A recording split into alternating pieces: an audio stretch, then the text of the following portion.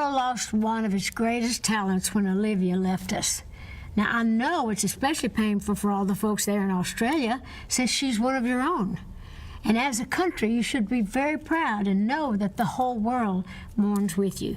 Now, I had the honor of singing with her several times, and I consider her a great friend as well as a fellow entertainer. And Olivia, to quote one of your songs, I honestly love you. And thank you for shining your light on us. She was just a light in this world, which I think all of us feel. And I grew up with her, listening to her. I would perform her songs at school. I remember when I first saw Grease, I was like, oh, I want to be Olivia Newton-John. So to be able to pay tribute to her tonight is incredibly important to all of us. And I want to thank you for doing it. And we all send you our love, Libby. We kept in touch over the years a lot. In fact, just about 3 or 4 weeks before she passed on, I called her. And of course, every time I ever phoned her, she'd say, "Oh, good night, Cliff, how are you, darling?" And people would say to me, "How is she?" Because we knew she was battling with cancer. I said, "Well, I don't know. She sounds always the same good old gorgeous Olivia." And I thought, of course, having fought the cancer for 30-odd years, she'd be around for another 30, still battling, but still strong. So I'm afraid it was a terrible loss, not just for me, but for all of us. And I have to say, her heart was always in Australia, always. She went there regularly. And if I may, tonight, I'd like to rip my heart out and leave it with all of you and just say, Olivia, you have done so much for us, just being the human being that you are. And I'd just like to say, God bless you, and may you rest in the peace you so absolutely deserve. It was good to know you. Hi everyone, it's Pink. I met Olivia maybe 3 or 4 times, and I think that she was an absolute angel. She was one of the kindest, most present, just light-filled beings walking around this earth, and she always had a smile on her face to give you. And her career was incredible, but she will be very missed, and my heart is with her family. I know this is an awful time, and I hope that they find some comfort in just how universally loved she was.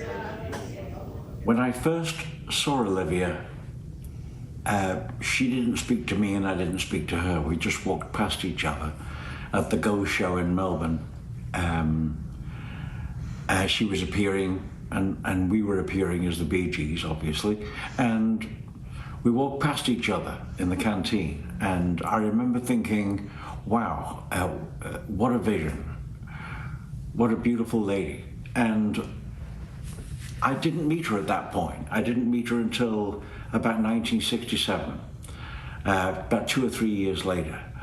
And we became fast friends, and Pat Carroll, her friend, became my friend as well. And we've sort of known each other since that time. And making music with her was almost always the greatest pleasure. And I have to salute her courage. I have to salute her deliberate intention to keep going no matter what.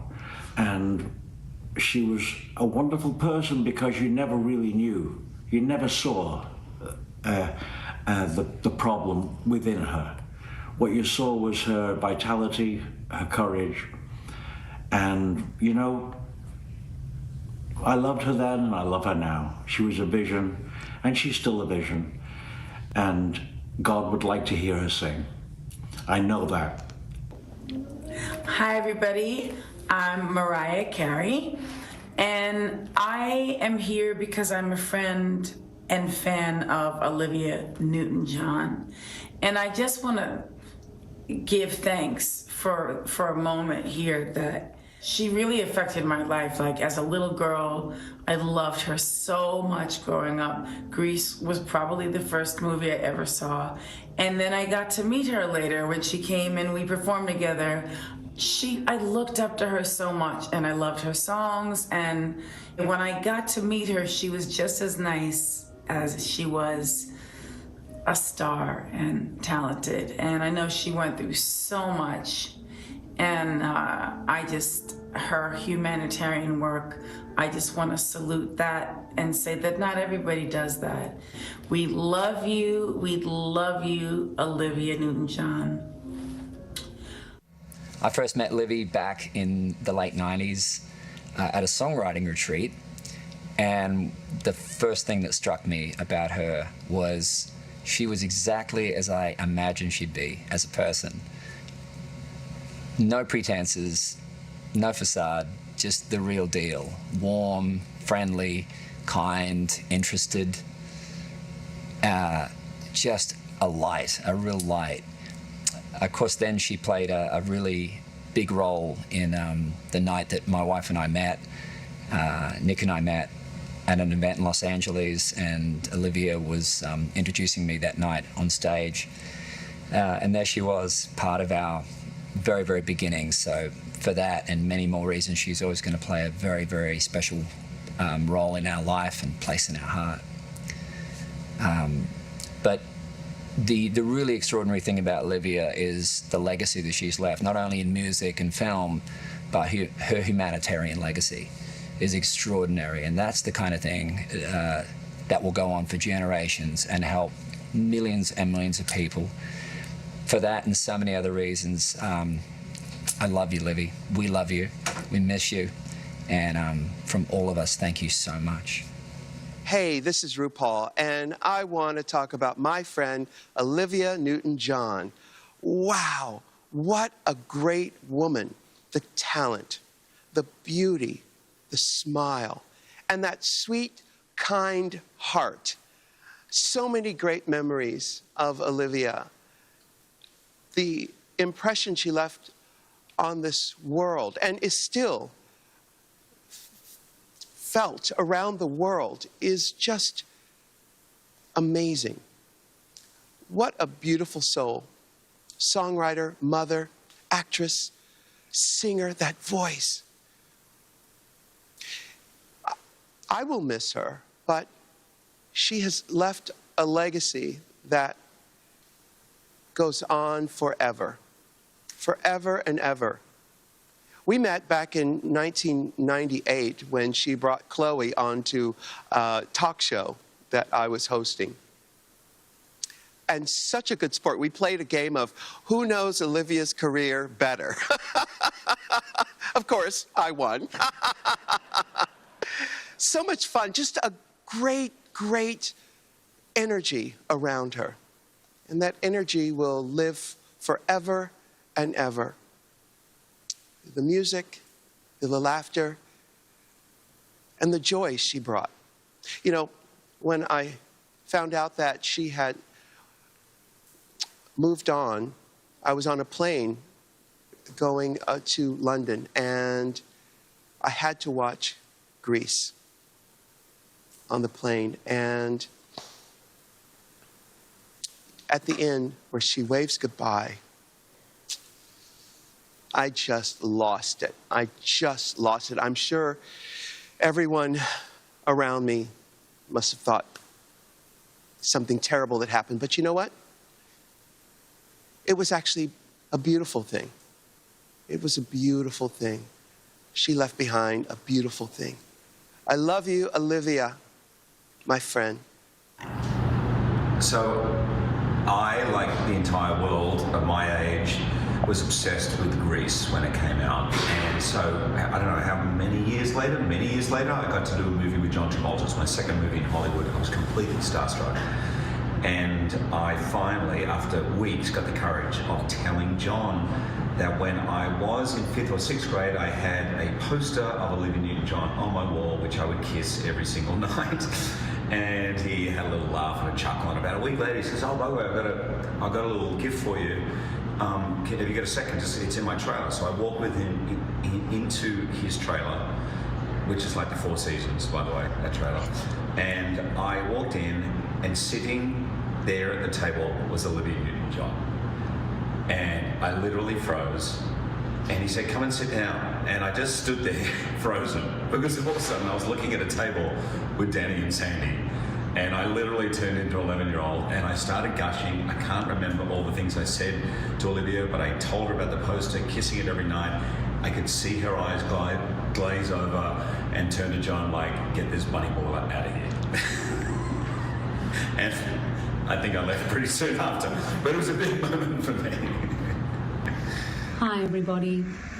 Today we finally say goodbye to one of Australia's greatest, a woman who I was very, very lucky to know on a personal level for a very long time. A woman who made an extraordinary contribution not only to art, humanity, but also her contribution to the research of cancer in Australia. Today we say goodbye to you, Olivia.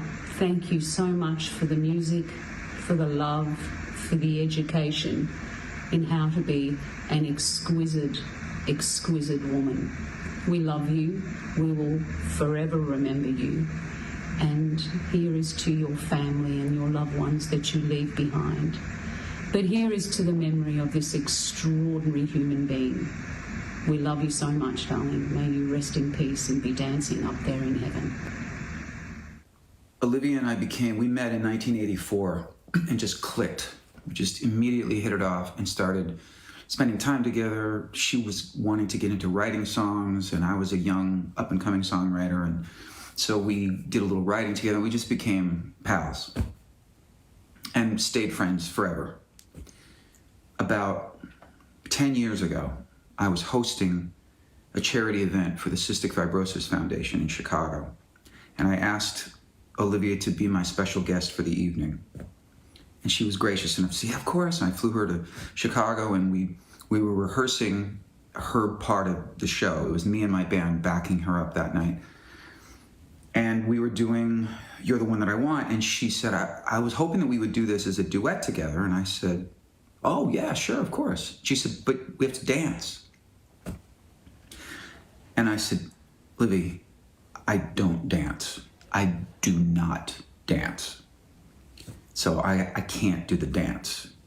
And she just looked at me. Cut to 2.5 hours later, I'm like, "You're the one that I want." And I'm like I'm wearing a leather jacket, I'm dancing. All she had to do to get her way was just look at you. She was just the best. I'll never, ever forget her. Olivia Newton-John, to me, was someone who I always looked forward to seeing. She was such a wonderful force of nature, but she was funny, she was kind, she was warm, and she was talented. And every time we got together, we laughed and laughed and laughed. Throughout her career, I've watched her grow and grow and grow to be the artist she became. And I was able to participate in television shows and go to the Grease party in New York City at Studio 54, which was a hoot. And we always had the best time. The ONJ Centre in Melbourne is a testament to what she did for so many millions of people. She fought her disease with the most incredible courage and a bravery which stays with me forever. She was never down. She was always optimistic. She was fun, she was beautiful, she was kind. Those kind of people don't come along very often. So we should treasure her memory and never forget what she gave the world.